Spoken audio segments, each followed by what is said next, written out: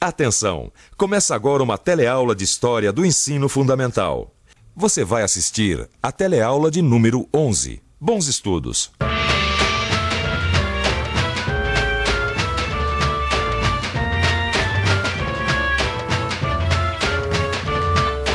O que é política para você? Política para mim é a forma que administra um país, né? Política vem do termo grego polis, né? Que é a arte de servir a muitos. Só que aqui em Brasília, infelizmente, estão usando monítica, que é servir a si próprio. A política, para mim, significa o desenvolvimento do país. A política do Brasil é razoável, né? Agora, os políticos é que não dão valor ao poder que eles têm. O que você faria se você fosse um político muito poderoso e estivesse lá no Congresso agora? Eu procuraria não deixar o poder subir a cabeça, né, e ajudar essa população necessitada aí, que a gente precisa ter essa consciência. Procurava amenizar aí a fome, né, que tem muita gente morrendo de fome aí nesse país. E não é por acaso. O homem é um animal político. Há milhares de anos se organiza para discutir e resolver seus problemas comuns. Isso é política. Eu daria tudo de bom para o povo. De planejamento, organização, tem respeito, quer dizer muitas coisas, né? Como vocês já perceberam, política é o tema dessa e das próximas teleaulas do nosso curso de História. Política tem a ver com poder. O poder de decisão, o poder de um grupo sobre outros, o poder dos governos e como os governos usam esse poder. Hoje nós vamos ver como se organizava o poder e a hierarquia na sociedade colonial brasileira.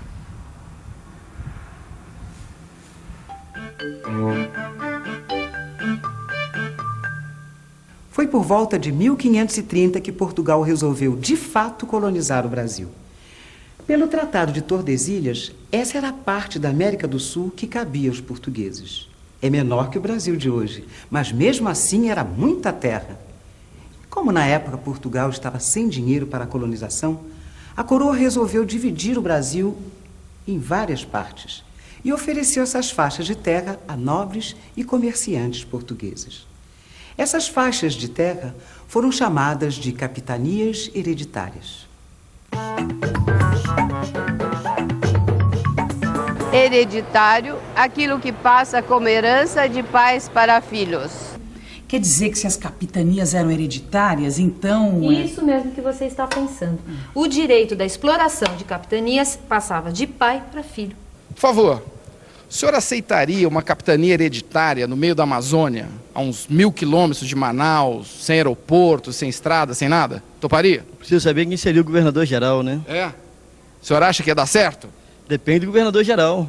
É de graça? Só que sem aeroporto e sem estrada ainda, não tem nada lá. Não tem problema, aceitamos. Eu lhe deixo explorar, o senhor me dá apenas uma parte dos lucros, tá bem? Tá certo. O senhor topa ir pra lá também? Também. Também. Mas olha, fica aqui, ó, a uns 1000 quilômetros aqui, tá vendo, de Manaus, aqui, ó. Não, eu agradeço. Não toparia ir pra lá? Não toparia. Não é que eu não toparia ir pra lá, eu toparia ir pra lá para ser um brasileiro patriota, ajudar a construir, não por uma capitania hereditária. Mas é pra colonizar o Brasil, capitanias hereditárias. O senhor aceitaria? Sim. O senhor poderia explorar, mas me daria uma parte dos lucros. Perfeitamente, é como ocorrem as coisas. Tá legal, obrigado. Tá vendo? Era isso que a coroa portuguesa fazia para atrair os nobres e comerciantes para a colônia. É lógico que naquela época ninguém falava em ecologia nem em proteção ao meio ambiente. Nem havia motosserras que ajudariam a colonizar e a destruir mais depressa as florestas. Mas havia muita terra. A coroa dava total poder político e administrativo para os capitães donatários. Era assim que eram chamados aqueles que aceitavam as capitanias. Esses capitães mandavam e desmandavam em suas capitanias e, mesmo não sendo os donos da terra, podiam doar pedaços dela para outros nobres e comerciantes. Essa espécie de sublocação era chamada de sesmaria. E para ter direito a uma sesmaria, o cidadão deveria preencher apenas 2 condições: ser rico e católico.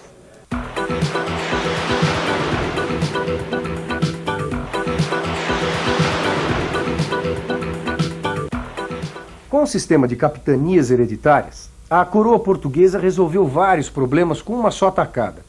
Em primeiro lugar, ela dividiu com os particulares os custos da colonização e da administração das novas terras.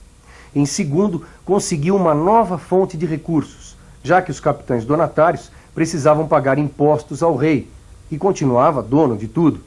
E em terceiro, iniciou o processo de ocupação das terras descobertas, diminuindo as constantes ameaças de invasão. O problema é que apenas algumas capitanias deram certo. E um exemplo de sucesso foi a capitania de Pernambuco. O sucesso da colonização na capitania de Pernambuco foi resultado de 3 fatores: a proximidade com a Europa, a construção dos engenhos de açúcar e o trabalho escravo. Outro exemplo de colonização bem-sucedida foi a capitania de São Vicente. O que garantiu esse sucesso foi a presença dos jesuítas e a escravização dos índios que não aceitaram a religião católica. Fora o caso de Pernambuco e de São Vicente, as capitanias não prosperaram. Algumas delas nem sequer chegaram a ser ocupadas. A verdade é que o sistema de capitanias hereditárias acabou promovendo a dispersão administrativa. Quer dizer, cada região vivia isolada sem nenhum contato com as outras. Tendo em vista o tamanho do Brasil, isso é bem fácil de se entender. Para acabar com esse isolamento entre as várias capitanias, a coroa portuguesa criou em 1548 o Governo Geral, com sede em Salvador. Ou seja, Salvador era naquela época o que Brasília é hoje, o centro político-administrativo do Brasil. Os objetivos principais eram 2: defender os territórios dos ataques internos e externos e auxiliar os donatários que estivessem em dificuldades. Amiga, tem uma coisa que não tá entrando na minha cabeça. Fala, amiga. Tinha esse governo geral de Salvador, certo? Até aí tudo bem. As cidades não tinha nada? Como assim? Ué, vai me dizer que eles não faziam política nas cidades?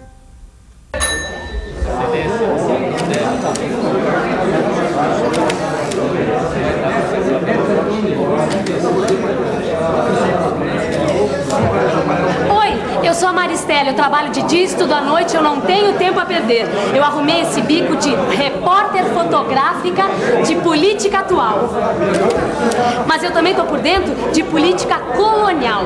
Naquele tempo não existiam eleições, nem vereadores, prefeitos, isso tudo. Mas conforme os engenhos cresciam, iam sendo fundadas as vilas, que davam origem às cidades.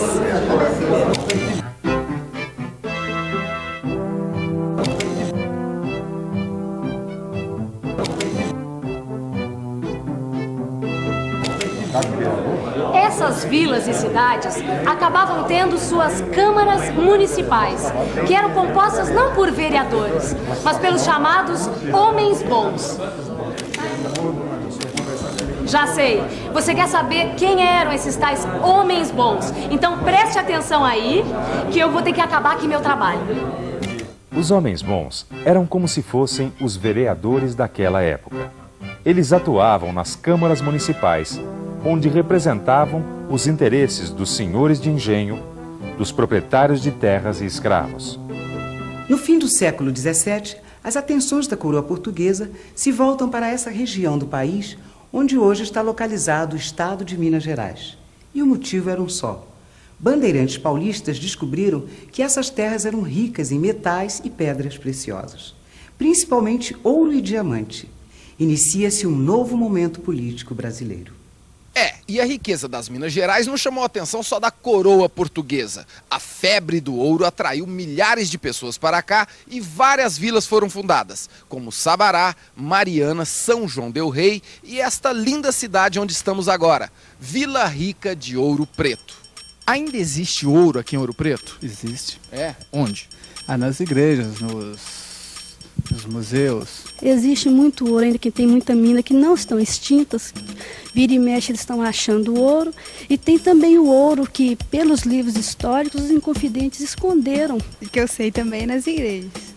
Só? Nos museus. E o outro ouro que estava por aqui, onde será que foi? O outro ouro foi a maior parte para Portugal. Portugal tinha uma ganância muito grande de ouro e foi a terra brasileira que pagou a sede e o luxo, né, de toda a corte portuguesa, principalmente os impostos que eles tinham que pagar para a Inglaterra. Hoje as pessoas que vêm para cá são turistas atraídos pelo barroco brasileiro. E o único ouro que sobrou por aqui foi este, usado para adornar os altares das igrejas. A maior parte do ouro foi para Portugal. Como vocês podem ver pelo mapa, a região açucareira vai perdendo a sua importância econômica ao longo do século XVIII. Mas os senhores de engenho não perdem seu poder e continuam temidos e respeitados pela população. O ouro passa a ser o negócio preferido da coroa portuguesa. E as capitanias particulares dessa região são extintas, ficando então sob controle direto da metrópole. Mas a mineração também trouxe problemas para a relação entre a colônia e a metrópole. Quanto de imposto, por exemplo, você acha que está embutido nesse seu carro? Não calculo não. O senhor acha que o senhor pagou imposto na camisa e no vestido? Acho que paguei, porque custou caro. Você sabe quanto de imposto que está embutido no seu caminhão? Não. Mais ou menos. Não tenho nenhuma ideia. Pois é, o excesso de impostos é uma das grandes reclamações dos nossos dias. Mas no tempo do ouro, a situação também não era nada boa. A política fiscal era severa e criava muitos atritos entre os colonos e a coroa. Estava começando uma mudança nos rumos políticos do Brasil. Mas isso já é assunto para outra aula. E atenção, se liga aí que é hora da revisão. Nesta e nas próximas aulas, vamos olhar a sociedade colonial sob o ponto de vista político. Começamos vendo qual foi a solução encontrada por Portugal para ocupar o Brasil: as capitanias hereditárias. Vimos que apenas as capitanias de Pernambuco e São Vicente deram certo. E que, para tentar evitar a dispersão da administração, a coroa criou o Governo Geral com sede em Salvador. Nós também conferimos o poder dos senhores de engenho. E, finalmente, entramos em contato com as modificações político-administrativas que resultaram da descoberta de ouro em Minas Gerais. Muito bem, e diante desse mundo cada vez mais complexo, onde informação é a mercadoria mais valiosa, a melhor política é estudar. E para ajudar você a praticar essa política, eu vou lançar aqui 2 perguntas sobre a aula de hoje. 1.